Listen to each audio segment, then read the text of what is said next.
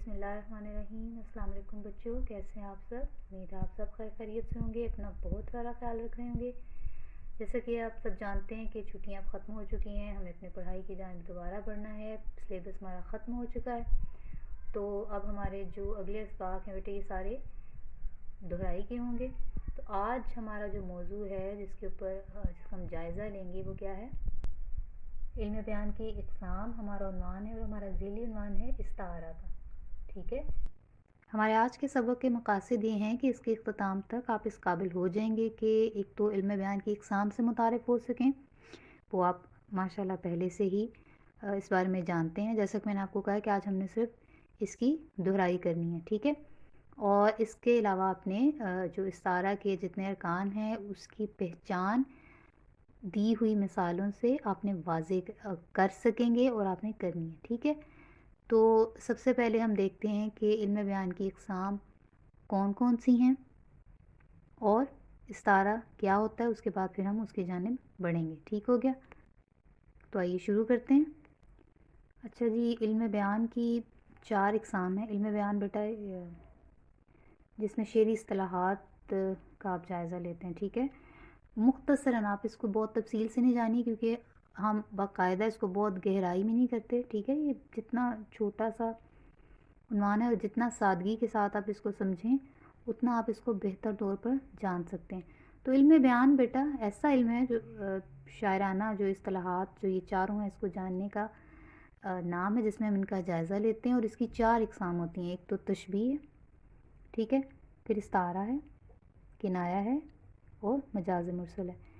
अच्छा, वैसे तो हमने ये चारों करनी थी, लेकिन जो अब आपके जो फेडरल बोर्ड की जो पॉलिसी में जो उसका रिड्यूस्ड सिलेबस है, जो मुख्तसर सिलेबस है, उसमें हमने इस्तारा और मजाज मुरसल का जायज़ा लेना। ठीक है, तो आज हमने करना है इस्तारा। तो इस्तारा किसे कहते हैं और ये क्या होता है और इसकी पहचान क्या होती है और इसके कितने अरकान हैं और इसको इस्तेमाल कैसे किया जाता है और उसको जाना कैसे जाता है। अब हम इसकी जानिब बढ़ते हैं। बेटे आइए इस्तारा की तारीफ़ के बारे में जानते हैं। अच्छा जी, इस्तारा क्या होता है। एक तो इसके लुग़वी मानी, यानी लुग़वी मानी आपको पता है कि वो होते हैं जो लुग़त के मुताबिक किसी लफ्ज़ का मतलब होता है। ठीक है, यानी उसका जो डिक्शन मीनिंग जिसको आप कहते हैं ना, कि इसके लुग़वी मानी है उधार लेना, मुस्तार लेना या आरतन लेना। ठीक है, आपने वक्ती तौर पर एक चीज़ को ले लिया, आपने उधार ले लिया। इस्तिलाही मफ़हूम इसका ये होता है कि आप किसी चीज़ के मानी मुस्तार लेकर यानी उधार लेकर किसी दूसरी चीज़ के लिए इस्तेमाल करते हैं। यानी इल्म बयान की इस्तिलाह में जब हम किसी चीज़ के मानी मुस्तार लेकर दूसरी चीज़ के लिए इस्तेमाल करते हैं तो उसको आप कहते हैं इस्तारा। ज़्यादा आसान अल्फाज में आप इस तरह से समझ लीजिए बेटे कि तशबीह में और इस्तारा में जो बुनियादी फ़र्क है ना, तशबीह में तो आप ये करते हैं ना कि एक चीज़ के, या आपने गौर से सुनना है क्योंकि ये बुनियादी फ़र्क है और इस फ़र्क से ही आपको तशबीह और इस्तारा की ज़्यादा अच्छे से समझ लग सकती है। तशबीह में बेटा ये होता है कि किसी चीज़ की आपने खूबी या ख़ामी को दूसरी चीज़ के साथ मिला दिया। ठीक है, कि ये उसकी तरह से है, ये खूबी, ये जो यानी ये शख्स इस तरह का है, वो चीज़ उस तरह की है, ये तशबीह हो गई ना। अब इस्तारा ये होता है कि आपने किसी एक चीज़ की कोई मुश्तरक खूबी या ख़ामी या बुराई या नुक्स जो भी है उसकी वजह से उस चीज़ को बिल्कुल दूसरी चीज़ करार दे देना, बिल्कुल उसी तरह से। यानी अगर आपने किसी की वो तशबीह होगा ना कि आपने कहना कि वो शेर की तरह बहादुर है। ठीक है, ये हो गई तशबीह, शेर की तरह। इस्तारा ये होगा कि आपने बराह रास्त बहादुरी के लिए शेर का लफ्ज़ ही उठा लिया, आपने कहना वो शेर है, तो शेर की तरह होना तशबीह है और शेर होना इस्तारा है। ठीक है, जैसे बहादुर को आप शेर कह देंगे, कोई बुज़दिल है तो आप ये नहीं कहेंगे गीदड़ की तरह है, आप कहेंगे वो गीदड़ है। किसी को आपने ये नहीं कहना कि वो शैतान की तरह हरकतें करता है, आपने कहना ये है ही शैतान। ठीक है, तो ये होगा इस्तारा। अब इसके अरकान कितने होते हैं और उनको किस तरह से इस्तेमाल किया जाता है, आइए उसका जायज़ा लेते हैं। अच्छा जी, अरकान इस्तारा जो है वो 3 है। इसके 3 अरकान होते हैं। पहला है मुस्तार लहू।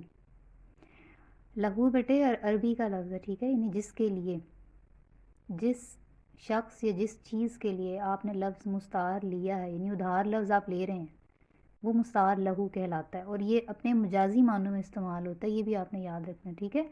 یعنی اگر آپ نے کسی کو شیر کہا ہے نا، تو اصل میں جانور نہیں ہوگا، وہ اس کی بہادری، یعنی اس کے مجازی طور پر ہم اس کا استعمال کریں گے. اور یہ بھی آپ نے یاد رکھنا ہے کہ مستعار لہو کو آپ نے خود پہچاننا ہے جملے میں، وہ لکھا نہیں ہوگا، آپ اس کی شناخت خود سے کریں گے، ٹھیک ہے، مثال میں اس کا ذکر نہیں ہوگا. اور دوسرا اس کا رکن ہے مستعار منہو. منہو بھی بیٹا عربی کا لفظ ہے، اس کا مطلب ہوتا ہے جس سے، ٹھیک ہے، جس کے لیے ادھار لیا گیا، جس سے ادھار لیا. یعنی شیر کا لفظ آپ نے لے لیا نا اٹھا کے، تو وہ مستعار منہو ہو جائے گا، یعنی جس چیز سے آپ نے وہ لفظ ادھار لیا وہ مستعار منہو کہلائے گا. پھر اس کی تیسری خصوصیت جو بیٹا رکن ہے وہ ہے وجہ جامع. وجہ جامع کہتے ہیں کہ مستعار لہو اور مستعار منہو دونوں میں جو مشترک خصوصیت ہے جس کی وجہ سے آپ نے استعارہ کا استعمال کیا وہ کیا ہے. اب اس کو بیٹا ہم مثالوں کے ساتھ پہچانتے ہیں کہ آپ نے ان کے جو ارکان ہیں اس کو آپ نے پتہ ہے کہ جب آپ نے اس کو پیپر میں کرنا ہے، جب آپ کو سوال آتا ہے تو آپ نے پہلے اس کی تعریف لکھنی ہے، پھر آپ نے اس کی ایک مثال لکھنی ہے کم از کم، اور پھر آپ نے اس کو لیبل کر کے اس کے ارکان واضح بھی کرنے ہیں، ٹھیک ہے، یا کیونکہ آپ کو پتہ ہونا چاہیے. اگر تو آپ ارکان الگ سے نہیں لکھتے تو کم از کم آپ نے اس مثال کے ساتھ اس کو لیبل کرنا ہے تاکہ ہمیں پتہ چلے کہ مستعار لہو وجہ جامع کیا ہے، مستعار منہو کیا ہے، بچے کو اتنی چیزیں معلوم ہیں. تو اس کی چند مثالیں بیٹا دیکھتے ہیں. اب یہ دیکھیے پہلی مثال ہے، ماں نے کہا میرا چاند اسکول سے آ گیا. اب چاند کس سے کہا اس نے؟ اپنے بیٹے کو، یعنی جس کے لیے اس نے وہ چاند کا لفظ استعمال کیا، جو مستعار لہو ہے وہ کیا ہے؟ بیٹا. اور جس سے وہ لفظ ادھار لیا یعنی جو مستعار منہو ہے وہ کیا ہے؟ چاند. میں نے آپ کو بتایا کہ یہ مجازی معنوں میں استعمال ہوتا ہے مستعار لہو، کہ بیٹے کو اس نے وہ چاند نہیں کہا جو آسمان پہ ہے کہ وہ ہی آ گیا، اس کا مطلب یہ ہے کہ وہ چاند کیونکہ خوبصورت ہوتا ہے اور اسے بیٹا بھی خوبصورت لگا ہے تو اس نے کہا ہے کہ میرا چاند اسکول سے آ گیا. تو وجہ جامع کیا ہوگی بیٹے اور چاند میں؟ خوبصورتی، ٹھیک ہے. اچھا جی، باپ نے کہا میرا بیٹا رستم ہے.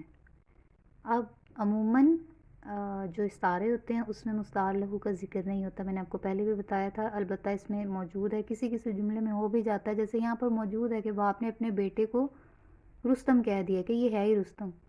تو مستعار لہو یعنی جس کے لیے استعمال کیا ہے وہ ہے بیٹا، جس سے وہ لفظ لیا ہے مستعار وہ کیا ہے؟ رستم. اور دونوں میں جو مشترک وجہ ہے، جو وجہ جامع ہے وہ کیا ہے؟ بہادری. اچھا جی، پھر مثال ہے کہ اس کی پلکوں پر ستارے چمک رہے ہیں. اب پلکوں کے اوپر ستارے تو نہیں نہ چمکتے، تو یہ استعارہ ہے. مستعار لہو کیا ہے؟ آنسو، پر جو پلکوں پہ چمک رہے ہیں، جس سے یہ لفظ ادھار لیا گیا ہے وہ ہیں ستارے. مستعار منہو کیا ہے؟ ستارے.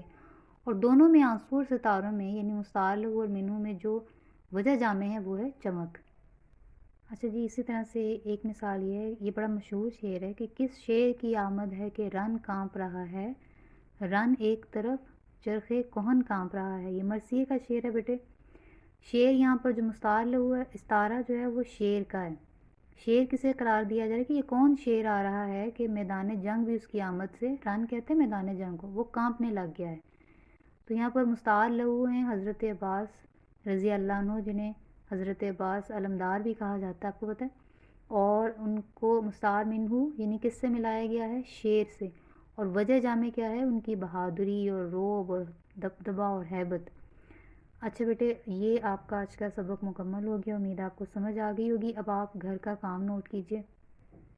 اچھا جی، گھر کا کام آپ کا یہ ہے کہ آپ نے استعارہ کی تعریف اور اس کے ارکان کی جو پہچان ہے آپ نے اس کو یاد کرنا ہے. یہ آپ کا کام جو آپ کا مرثیہ ہے میدان کربلا میں گرمی کی شدت، اس کی مشق میں اس کو عنوان موجود ہے، وہ آپ نے اس کو پڑھنا ہے، اس کی آپ نے تعریف یاد کرنی ہے، آپ نے اس کی مثالوں کو دیکھنا ہے. آپ خود سے کوئی اس طرح سے مثال بنا سکیں آپ بنا سکتے ہیں. آپ نے اس کی پہچان، ارکان کی پہچان اسی طرح سے آپ نے مثال دے کے واضح کرنی ہے جس طرح سے میں نے آپ کو بھی پریکٹس کروائی ہے. تو بچوں اپنا بہت سارا خیال رکھیے گا.